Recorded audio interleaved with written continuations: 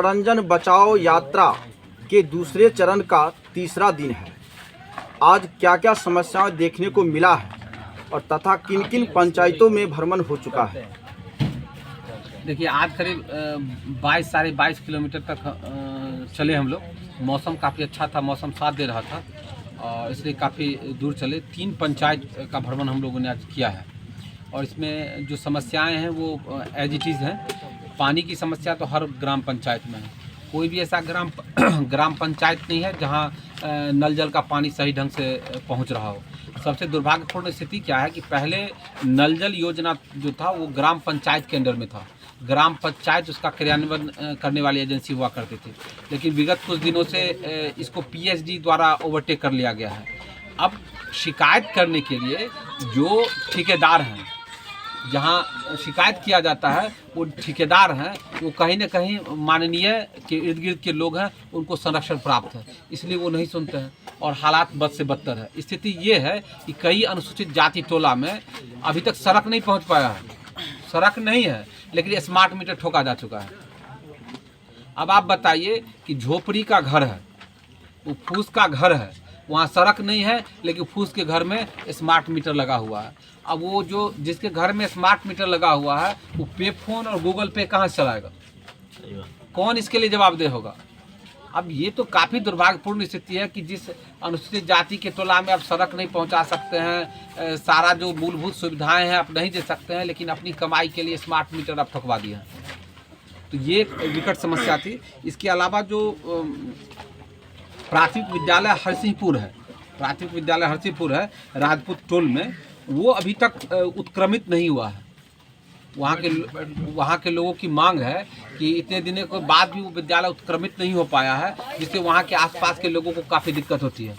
तो ये तो एक है कि शिक्षा के लिए ज़रूरी है कि उस विद्यालय को उत्क्रमित करा दिया जाए और इसके लिए जो जिला शिक्षा पदाधिकारी है उससे मेरी बात की जाएगी। आज चूँकि संडे था मैं नहीं बात कर पाया, कल मंडे है, मैं ज़रूर इस मुद्दे पर बात करूंगा कि आखिर क्यों नहीं अभी तक उत्क्रमित किया गया है, क्या क्राइटेरिया है जो वो फुलफिल नहीं कर पा रहा है, और अगर क्राइटेरिया फुलफिल कर पा रहा है तो उसको अविलंब उत्क्रमित विद्यालय में कन्वर्ट कर दिया जाना चाहिए। सर, आए दिन मुख्यमंत्री का बेटा मुख्यमंत्री बनना चाहते हैं, डीएम का बेटा डीएम बनना चाहते हैं, मंत्री का बेटा मंत्री बनना चाहते हैं, लेकिन किसान का बेटा किसान नहीं बनना चाहते हैं। देखिए, किसान में सबसे बड़ी दुर्भाग्य की स्थिति क्या है कि कोई व्यवसायी अगर होता है, कोई व्यवसाय करता है या किसी भी चीज़ का कोई उत्पादक है, तो खुद कीमत तय करने का अधिकार उसके पास होता है। वह देखता है कि मेरा मजदूरी का कॉस्ट ये लगा, पूंजी ये लगा और इतना 2%, 10%, 5% मुनाफा कमाना है, तो रेट तय करता है। मात्र किसान ही एक ऐसा उत्पादक है जो अपने फसल का उत्पादन तो करता है, लेकिन दर तय करने का अधिकार उसके पास नहीं होता है। दर बाजार तय करता है, लेकिन बाकी जितने भी प्रोडक्ट हैं उसका दर जो है उत्पादक तय करता है, तो इसलिए ये समस्या होती है। सरायरंजन विधानसभा में फिलहाल देखा गया है कि जितना भी चापाकल है सार्वजनिक स्थान पे या नल तो है लेकिन उसमें जल नहीं है और अभी तपती धूप पे, क्या आप भी फिलहाल इसका कोई जुगाड़ कर सकते हैं? देखिए, जुगाड़ मेरे से या किसी एक व्यक्ति से नहीं हो सकता है। जुगाड़ करने की व्यवस्था है, इसको दुरुस्त करने की व्यवस्था है। अब पीएचडी डिपार्टमेंट के पास जो व्यवस्था है वो उसको ठीक से काम क्यों नहीं करती है? इस पर तो स्थानीय विधायक ही या बिहार सरकार का कोई जो लोग होगा वही तो दबाव डाल सकता है। हम तो सामाजिक तौर पे आंदोलन कर सकते हैं, सामाजिक तौर पे बात कर सकते हैं, पद यात्रा निकाल सकते हैं, या इस तरह का कोई भी है जो एक दबाव हम प्रशासन पर डाल सकते हैं, लेकिन करने का अधिकार, इसको दुरुस्त करने का अधिकार तो प्रशासन के पास है। हाँ, किसी एक ग्राम पंचायत में या किसी एक जगह पानी की समस्या होती तो हम जरूर इसकी व्यवस्था करा देते, लेकिन तो सभी पंचायत में समस्या है, इसकी व्यवस्था तो सरकारी स्तर पर होनी चाहिए। कुणाल जी, जब आप विद्यापति नगर में घूम रहे थे तो जो मंत्री हैं, जो यहाँ के वर्तमान विधायक हैं, उनके ओर से कहना था कि विद्यापति नगर में विकास नहीं हो पाया है, आप सरायरंजन में आइए आपको विकास देखने को मिलेगा, लेकिन यहाँ आने के बाद बद से बदतर स्थिति और देखने को मिल रही है विद्यापति से। जी, अब कहा जा रहा है कि सरायरंजन में विकास नहीं हुआ है, सुभाष चौक आकर देखिए कि वहाँ विकास हुआ है। तो ठीक है, उनका मानना है कि सरायरंजन विधानसभा में विद्यापति नगर और सरायरंजन विधानसभा का हिस्सा नहीं है, सिर्फ सुभाष चौक हिस्सा है। तो वहाँ भी जाकर देखते हैं कि क्या विकास हुआ है। वहाँ भी 3-4 दिन में पहुँचेंगे तो वहाँ भी देख लेंगे। लेकिन जिस तरीके से 4 प्रमुख नदियां होने के बावजूद भी यहाँ पर पानी का सबसे ज़्यादा किल्लत है। यहाँ के जो हिंदू परिवार हैं वो मुस्लिमों के यहाँ से पानी जा रहे हैं लाने के लिए, उन्होंने आक्रोश व्यक्त कर रहे हैं लगातार और कह रहे हैं कि ऐसा सरकार और विधायक जी की वजह से हो रहा है सब कुछ। देखिए, ये तो अच्छी बात है कि सामाजिक समरसता का उदाहरण है, ये होना चाहिए। हम कहीं से पानी लाएं, कहीं से खाना लाएं, कहीं पानी, ये कोई बड़ी बात नहीं है। लेकिन बड़ी बात ये है कि उनके घर तक पानी नहीं पहुँच पा रहा है। और 4 नदियाँ हैं नहीं, 4 नदियाँ थी, अब नहीं। अब ये मत कहिए कि है 4 नदियाँ। 4 नदियाँ कभी हुआ करती थी। जब से इनको जल शोधन मंत्री का प्रभार नहीं मिला था तब निश्चित तौर पे सरायरंजन में 4 नदियाँ हुआ करती थी। जब से इनको जल शोधन मंत्री का प्रभार मिला है, 4 नदियाँ नहीं। ऐसा क्यों कहते हैं सर? अब ये बताइए, जिसको जल संसाधन मंत्री का प्रोफाइल हो और सारा पानी गटक जाए, पी जाए, सुखा दे, तो उसको जल शोधन मंत्री नहीं कहिएगा तो क्या कहिएगा? जहाँ से आपकी यात्रा जा रही है वहाँ पर लगातार काम होना शुरू हो जा रहा है। आपका प्रभाव है या आपका डर देखने को मिल रहा है मंत्री जी में? देखिए, न मैं इसको डर मानता हूँ, न मैं प्रभाव मानता हूँ। मैं मानता हूँ कि इतने लोग, सैकड़ों लोग मेरे साथ 40 डिग्री 42 डिग्री के टेम्परेचर में बारिश के बीच में घूम रहे हैं, ये सब उनकी तपस्या का फल है। ये उनकी तपस्या का फल है। अगर काम करना होता तो आज 15 साल से उस सरायरंजन में क्यों नहीं काम किए, या 42 साल से विद्यापति नगर में क्यों नहीं काम किए? सर, हमने देखा इस तेज गर्मी में और बरसात में भी आप प्रकृति से संघर्ष करते हुए आप समस्याओं को सुन रहे थे। एक समय में संपूर्ण क्रांति का आगाज हुआ था, जो सामाजिक, आर्थिक, राजनीतिक, शैक्षणिक, बौद्धिक, आध्यात्मिक इत्यादि क्रांति था। आपका किस प्रकार का परिवर्तन है? देखिए, हम समाज में सकारात्मक परिवर्तन लाना चाहते हैं। जो समाज के सबसे निचले पायदान पर लोग हैं, या जो बुद्धिजीवी वर्ग हैं, अच्छे लोग हैं, जिनको माननीय के द्वारा धकेल कर हाशिए पर पहुंचा दिया गया है, उसको हम मुख्य धारा में लाना चाहते हैं। जो हाशिए पर बैठे हुए लोग हैं, जो समाज के सबसे निचले पायदान पर बैठे लोग हैं, उनको मुख्य धारा में लाना चाहिए। विकास सही मायनों में होना चाहिए, समावेशी विकास होना चाहिए, जिसका फायदा समाज के हर तबके, हर वर्ग, हर जाति को पहुँचे। इस तरह का विकास होना चाहिए। सेलेक्टिव काम नहीं होना चाहिए जो माननीय के द्वारा किया जा रहा है। विधायक जी पे 2 आरोप हमेशा से लग रहे हैं। विद्यापति नगर में भी देखने को मिला और यहाँ भी देखने को मिला कि वो चुने हुए घर ही पहुँचते हैं। 4 से 5 सेलेक्ट व्यक्ति रहते हैं, उनके घर सिर्फ विधायक जी पहुँचते हैं और पूरा सरायरंजन विधानसभा का नक्शे पे काम हो जाता है, कागज पर काम हो जाता है। बिल्कुल, लेकिन हमारी पद यात्रा के बाद अब विस्तार हो रहा है, अब घर घर पहुँचने की कोशिश की जा रही है, जो स्वागत योग्य कदम है। आज कितने किलोमीटर की पड़ी है? 22.2 किलोमीटर की यात्रा हुई है। सर, ये सरायरंजन बचाओ 3 पंचायत, मुख्य तौर पर 3 पंचायत। कुणाल सर, आपके सरायरंजन क्षेत्र में आपके कार्यकर्ताओं को मंत्री जी के कुछ कार्यकर्ता जो है अश्लील शब्द से उच्चारण करते हैं, उन्हें डराते हैं, धमकाते हैं, इस पर क्या कहना चाहेंगे? अब क्या कहेंगे, मंत्री हैं और इससे ज़्यादा क्या कर सकते हैं। आज रुकने के लिए भागवतपुर स्कूल में हमारी व्यवस्था थी, ताला लगवा दिया गया। मतलब 4:30 बजे तक ताला खुला हुआ था, सारी व्यवस्थाएं ठीक थी। 4:30 बजे तक ताला लगा लिया गया। जो उसके प्रभारी हैं उन्होंने कहा कि बीओ ने मना कर दिया है। तो जो आदमी इतने निचले स्तर की राजनीति पर उतर जाए, उसके बारे में आप क्या कर सकते हैं? स्कूल सार्वजनिक है, कोई शादी ब्याह कुछ भी होता है तो लोग जाते हैं। और सबसे बड़ी बात है कि 4:30 बजे से पहले वो तैयार था, सारी व्यवस्था हमारी थी, और 4:30 बजे के बाद उसमें ताला लगा दिया गया और वो मना कर दिया कि भाई बीओ ने मना कर दिया है। तो जो इतना तुच्छ छोटी घृणित राजनीति करते हैं, उनसे आप इससे बेहतर क्या अपेक्षा कर सकते हैं कि वो क्या गाली दें और न दें? जब खुद माननीय द्वारा ऐसे किया जा रहा है तो आप समझ सकते हैं कि उनके कार्यकर्ता कैसे हैं। तो ऐसे में तो कुणाल जी साफ जाहिर होता है ना कि जो विधायक जी हैं वर्तमान में वो आपको नेता मान चुके हैं, लेकिन आप सरायरंजन का बेटा बन के भ्रमण कर रहे हैं। बिल्कुल, ये तो डे फर्स्ट से है कि जितने लोग हैं हमारे साथ, जो इनका जन समर्थन है, उसको देख के वो इस बात स्वीकार कर चुके हैं। नहीं तो हम जो मुद्दा उठा रहे हैं उसी पर काम क्यों हो रहा है? साफ स्पष्ट। सर, कुछ पब्लिक ऐसे हैं जो आपका वेट करते रहते हैं घंटों से सर, उनसे जब मिलते हैं तो उन्हें बहुत ही बड़ी खुशी होती है सर। बिल्कुल, उनको खुशी होती है और उसके साथ साथ हम लोग को भी एक सकारात्मक ऊर्जा मिलती है और जोश उत्साह के साथ हम लोग अपनी यात्रा को आगे बढ़ाते हैं। जब लोग मिलते हैं, जब वो अपनी बात को कहते हैं, हमारे साथ कम्युनिकेशन करते हैं, तो और भी उत्साह, हमारे जो टीम है, हमारे जो लोग हैं, उन सब में और भी उत्साह का सर्जन होता है और हम तेज़ी से बढ़ते हैं। सर, जनता का आरोप है कि यह सरायरंजन बचाओ यात्रा के पीछे राजनीतिक रोटी सेकने की कोशिश है। ऐसी अगर जिस जनता का आरोप है, निश्चित तौर पे वो माननीय के लोग होंगे, तो ऐसी रोटी सेका जाना चाहिए सबके द्वारा। और हम कहेंगे कि माननीय भी एक पद यात्रा निकाल के अपनी रोटी सेक लें। सर अगर आप विधायक जी के जगह पे होते तो किस प्रकार से अभी जो समस्याएं आ रही है उन समस्याओं को किस तरह से सॉर्ट आउट करें? देखिए, सबसे बड़ी बात है कि जो विधायक है अपनी जिम्मेदारी को पूरा कर ले। एक विधायक जो है उच्च विद्यालय का या उच्च माध्यमिक विद्यालय है, उसका जो विकास समिति होता है उसका पदेन अध्यक्ष होता है। आप माननीय से पूछिए कि कितनी बैठक में वो शामिल हुए हैं। अब पूरे सरायरंजन विधानसभा के किस स्कूल की बैठक में वो शामिल हुए हैं। अगर वो बैठक में शामिल होते तो शिक्षा संबंधी समस्या नहीं होती। एक बात, पंचायत समिति की बैठक होती है जिसमें पदेन सदस्य विधायक होते हैं।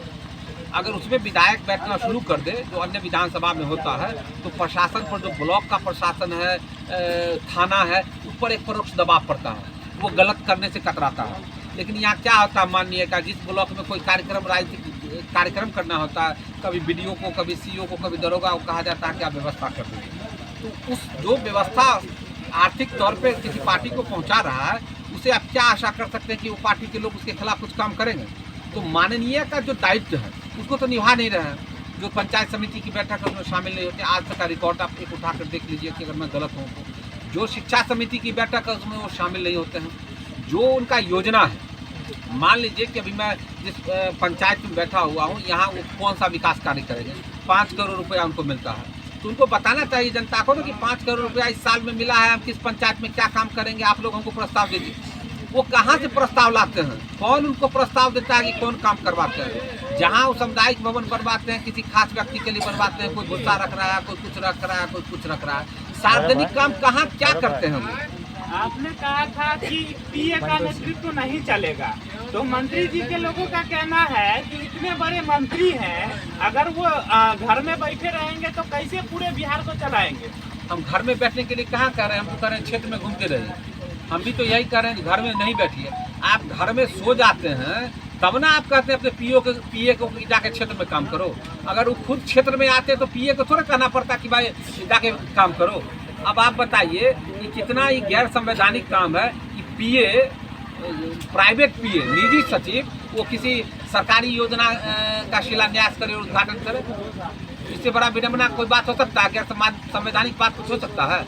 कुणाल जी, आपसे एक सवाल रहेगा। जो ये समस्याओं का डायरी आपके पास आ रहा है, हर रोज एक एक डायरी भर जा रहा है, ये समस्याओं पर आप कुछ करेंगे या जिस तरीके से मंत्री जी हैं कुमरार में थे, वहाँ के लोगों ने समस्या बताया है, ठीक है, वहाँ के लोगों ने पूरा फेरिस्त किया कि कहाँ क्या समस्या है। अभी यहाँ बैठेंगे, यहाँ चौपाल लगेगा, अब यहाँ से लोग हमको समस्या देख के जाएंगे कि हमारे यहाँ समस्या ये है, इसका हमको समाधान करवा दीजिए। सबको लग रहा है कि मैं अगर अपने सोशल मीडिया से या आप लोग के माध्यम से अगर मैं किसी समस्या को उठाऊंगा तो उसका समाधान हो रहा है। माननीय विधायक से तो अभी तक समाधान नहीं हुआ, लेकिन हम यानी सरायरंजन बचाओ पद यात्रा के जितने भी साथी हैं वो किसी मुद्दे को उठाएंगे तो उस समस्या का समाधान होगा। इसीलिए वो फेरिस्त हमको बना कर देते हैं कि भाई ये है, आप समस्या को उठाइए तो उसका समाधान जल्द से जल्द हो जाएगा। सर, सरायरंजन बचाओ पद यात्रा किसी विरोधी पार्टी के विघ्न डालने से यह विफल हो सकती है या पूर्ण रूप से ये काम करेगी? देखिए, विफल हो सकता है। हाँ। विफल एक ही हो सकता है, हाँ। कि जितने सरायरंजन बचाओ पद यात्रा में जितने लोग हैं सबको विजय कुमार चौधरी मरवा दें, हत्या करवा दें। क्योंकि इसमें से एक को आदमी बचा रहेगा तो यात्रा पूरा होगा ही होगा। ये जरूरी नहीं कि हम ही, जितने लोग हैं इसमें से एक भी आदमी रहेगा तो यात्रा पूरा करेगा ही करेगा। ये जरूरी है कि पूरे राज्य को, पूरे देश को सरायरंजन की हकीकत बताया जाए। जब वो कह रहे हैं कि पूरा विकास का गंगा बढ़ गया है, तो सिर्फ एक हरिपुर कुमरार में, जितवारपुर कुमरार में इतनी समस्या कहाँ से आ गई? कोई ऐसा नहीं है कि लोकल पंचायत लेवल का समस्या है। ये समस्या वही है जो एक विधायक उसको ठीक कर सकता है या विधायक पूरा कर सकता है। बारिश में भी आपने पद यात्रा नहीं रुकी, लोगों से मिलते रहे, इस पर क्या कहेंगे? बिल्कुल।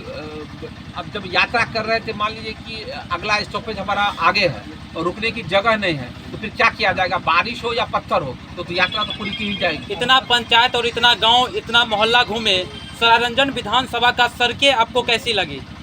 देखिए, सड़क जो मुख्य सड़क है वो अन्य विधानसभा की तरह ठीक है। सभी विधानसभा में आप मुख्य सड़क पे जाएंगे तो ठीक है, लेकिन जो भीतर की सड़कें हैं वो जो आप कहिएगा सब जगह ठीक है, ऐसी बात नहीं है। बहुत ऐसी सड़कें हैं जो बदतर स्थिति में है, और जो भीतर की सड़कें हैं, जो अप्रोच रोड है, जो मुख्य सड़क है वो सभी विधानसभा में ठीक है, तो सरायरंजन में भी ठीक है। लेकिन बहुत सारा ऐसा अप्रोच रोड है जो खास करके अनुसूचित जाति टोला में तो है ही नहीं। है ही नहीं, और जहाँ है भी अप्रोच रोड वो अच्छी स्थिति में नहीं है। सर स्वास्थ्य व्यवस्था का हाल क्या है इस क्षेत्र में घूमे हैं सर, क्योंकि बहुत सारे लोग का आरोप भी है कि स्वास्थ्य व्यवस्था का जो हालात है वो दूर जानते हैं, कोसों दूर तब जाके सेवा मिल पाता है। कहाँ सेवा मिलता है, सब तो प्राइवेट संस्थान पर निर्भर है। आज जो है पूरा सरायरंजन जो है वहाँ का स्वास्थ्य व्यवस्था प्राइवेट संस्थान पर निर्भर है। आप चले जाइए गंगापुर में थे, वहाँ बिल्डिंग बनी हुई थी, 2 दिन डॉक्टर आते हैं महीना में। आप बताइए कोई बीमार होगा तो इंतजार करेगा कि 15 तारीख को डॉक्टर साहब आएंगे तो इलाज कराएंगे, तब तक वो मर जाएगा, क्या होगा नहीं होगा कोई नहीं जानता। तो कहीं भी सरकारी स्वास्थ्य व्यवस्था तो अभी तक नहीं है। ऐसा भी हमको कोई नहीं मिला है जो हमको बोला हो कि हम जाके राम जानकी मेडिकल कॉलेज में इलाज करवा लिए हैं। हाँ, ऐसे लोग जरूर मिले हैं कि हम राम जानकी मेडिकल कॉलेज में गए लाइन लगा के, तो वहाँ बोला गया कि नहीं इस चीज़ का यहाँ इलाज नहीं किया जाता। ऐसे लोग मिले, लेकिन ऐसे लोग तो नहीं मिले जो बोले कि हम बीमार हुए जाके राम जानकी मेडिकल कॉलेज में इलाज करा के चले आए। इसका मतलब ये है कि राम जानकी मेडिकल कॉलेज में सारी सुविधाएं उपलब्ध नहीं है। हाँ सर, भगवान ना करे ऐसा हो, लेकिन अगर आपका तबीयत खराब हो जाता है तो क्या सरायरंजन बचाओ पद यात्रा जारी रहेगा या किसी प्रकार को रोक दिया जाएगा? अरे तबीयत खराब होगा, फिर 1 दिन 2 दिन में ठीक होगा, फिर करेंगे, लेकिन यात्रा तो कंप्लीट करना है। पैदल यात्रा है, पैदल ही कंप्लीट करना है, इसमें कोई इम्पोर्ट नहीं है। सर अभी तक पैदल यात्रा किए हैं, जनता के बीच जाकर के 3 प्रमुख मुद्दा है जिनको जनता जो सामने रखती है। तो बता ही, स्वास्थ्य संबंधी बता ही दिए, शिक्षा के बारे में बता ही दिए, नल जल के बारे में बता दिए। सर हर मुद्दा को लोग रख रहे हैं और समान। आज सर बारिश के बावजूद जो सो किसान का क्या समस्या रहा, जो किसान के सामने गए तो क्या क्या देखना पड़ा? देखिए किसान जो है अधिकतर कटनी, गेहूं की कटाई हो चुकी है, कुछ बचा हुआ है। जो जिस किसान का बचा हुआ है वो थोड़ी सी बारिश से परेशान है। बाकी बारिश की तो ज़रूरत थी मकई की खेती के लिए, लेकिन गेहूं की कटनी पूरी तरह से मुकम्मल नहीं हुई है, इसलिए कुछ किसानों को परेशानी है। सर आप बार विद्यापति प्रखंड से लेकर सरायरंजन प्रखंड तक आपने क्षेत्र भ्रमण किए, अभी तक विजय चौधरी का जो बोल रहे हैं, दावे कर रहे हैं विकास के बारे में, क्या क्या देखने को मिला आपको विकास में? अरे उनसे पूछिए ना कि पहले वो विद्यापति और सरायरंजन में हर गांव में पैदल घूमे हैं, हर गली तक गए हैं, पहले उनसे पूछिए ना। जब वो गए ही नहीं तो उनको कैसे मालूम चलेगा समस्या का? वो तो बंद बैठे हुए रहते हैं, उनका पीए आता है कहता है कि हाँ पूरा एकदम बाहर है, तो कहते हैं पूरा बाहर। अच्छा, पीए पर ही बोलते हैं। अब बताइए जब शिलान्यास और उद्घाटन पीए करता है तो किस पर बोलेंगे? सर आगामी यात्रा का क्या शेड्यूल विधायक करते हैं तो पीए कैसे करते हैं? कैसे नहीं करते हैं? आप देखिए ऐसा वीडियो पड़ा हुआ है, सर आप देखिए वीडियो पड़ा हुआ है। और इतना ही नहीं, आज जिस बबलू एक्ट से त्रस्त है तो वो कहता है बबलू एक्ट जिंदाबाद, बबलू एक्ट लगाएंगे। वो खौफ बनाना चाहते हैं। ऐसा भी वीडियो है, एक नहीं है 10 वीडियो हम आपको देंगे जिसमें वो कह रहा है कि हाँ हम लगाते हैं बबलू एक्ट। इसका मतलब वो भी मान रहे हैं कि आईपीसी के अलावा उनके पास एक बबलू एक्ट है जिसका वो इस्तेमाल करते हैं। बिहार के 243 सीटों के जो चुनाव होते हैं उसमें पहली बार आपके द्वारा सुना जा रहा है कि पीए कहीं पे जो है शिलान्यास करते हैं। बिल्कुल बिल्कुल सुना नहीं जा रहा है, प्रूफ है। आप मीडिया साथी हैं, आप जाइए इस बात को खंगालिए, है न्यूज़पेपर में देखिए, है किया जाता है, कराया जाता है, इसमें कोई बात नहीं है। आप चले जाइएगा, माननीय की मुलाकात होती नहीं है, 5000 रुपया खर्चा करके आप मुलाकात करने के लिए जाएंगे तो वो अपने पीए को कहेंगे, उनके पीए के यहाँ जाइएगा तो कहेंगे कि जो भाई काम विधायक जी मंत्री जी करते हैं कि हम, तो आप कहिएगा कि आप, तो फिर वो कहते हैं क्या कि तो फिर मंत्री जी से मिलने के लिए क्यों गए? जब हम काम करते हैं तो आपको हमसे मिलना चाहिए, मंत्री जी से क्यों मिलना चाहिए? वो तो ऐसा बात कहते हैं तो क्या कहिएगा? अभी के युग में लोग जात धर्म देख के उनके घर में पानी तक पीते हैं, लेकिन कुणाल कुमार जी किस दृष्टि से अपने जनता को देखते हैं? देखिए भाई, हम एक जाति जानते हैं, आदमी का जाति। भगवान ने सबको पैदा किया है, कोई हम इसके अलावा हमको कुछ समझ में नहीं आता। सर आप हम अभी अनुसूचित जाति टोला में बैठे हुए हैं, कहाँ बैठते हैं नहीं बैठते हैं कुछ पता नहीं। हम थोड़े किसी पूछने के लिए जाते हैं आप किस जाति के हैं, यहाँ बैठे हैं कि नहीं बैठे हैं। हम जहाँ बैठने के लिए जाते हैं लोग थोड़े पूछता है कि आप किस जाति के हैं, यहाँ बैठिए कि नहीं बैठिए। तो ये सब चीज़ तो हमको नहीं लगता है, जो ये तो बेकार की बात है। सर आप बार बार अनुसूचित जाति के हक व अधिकार की बात करते हैं, क्या यह हक और अधिकार राजनीतिक स्वार्थ है या सामाजिक अधिकार की बात को रखता है? अगर राजनीतिक स्वार्थ भी है और इसी राजनीतिक स्वार्थ के बहाने अनुसूचित जाति का फायदा मिल जा रहा है तो हमको लगता है कि ऐसा राजनीतिक स्वार्थ होना चाहिए। सर आगे की क्या कुछ रणनीति रहेगी? जी आगे की क्या कुछ रणनीति रहेगी? कोई रणनीति नहीं है, बस फिर सुबह सत्तू पिएंगे और निकलेंगे। आप बंधु से भी निवेदन करेंगे कि सुबह सुबह ज्वाइन कीजिए, फर्स्ट क्लास सत्तू चना का पीने को मिलेगा। हमारे कपिल शाह जी हैं, बना के देते हैं, सत्तू पीजिए और सुबह सुबह यात्रा में निकलिए, यही रणनीति है। देखिए खाना गरिष्ठ खाना खाने के बाद चलने में मुश्किल होती है, तो सत्तू पीजिए, लिक्विड डाइट लीजिए, फर्स्ट क्लास चलते रहे। सर चुनाव निर्दलीय ही लड़ेंगे या कोई पार्टी दल से जुड़ेंगे? मेरा दल है सरायरंजन दल है, मेरा सरायरंजन मेरी पार्टी है। सरायरंजन के लोग मेरे आला कमान है, सरायरंजन के लोग मेरे वोटर हैं। हम कहाँ कर रहे हैं निर्दलीय, हम तो कर रहे हैं सरायरंजन मेरी पार्टी है। और रात का सोने का व्यवस्था क्या है? यही चौपाल पर सोते हैं या कोई एसी कमरा का व्यवस्था है? जी जी, माननीय के एसी कमरे में सोते हैं। सर जो जनता थी क्षेत्र के वो बता रही थी कि हम देखिए झोपड़ी में रहते हैं, लेकिन जो पक्के वाले उनको प्रधानमंत्री इंदिरा आवास का लाभ मिल रहा है और हमें देखिए झोपड़ी से पानी गिर रहा है।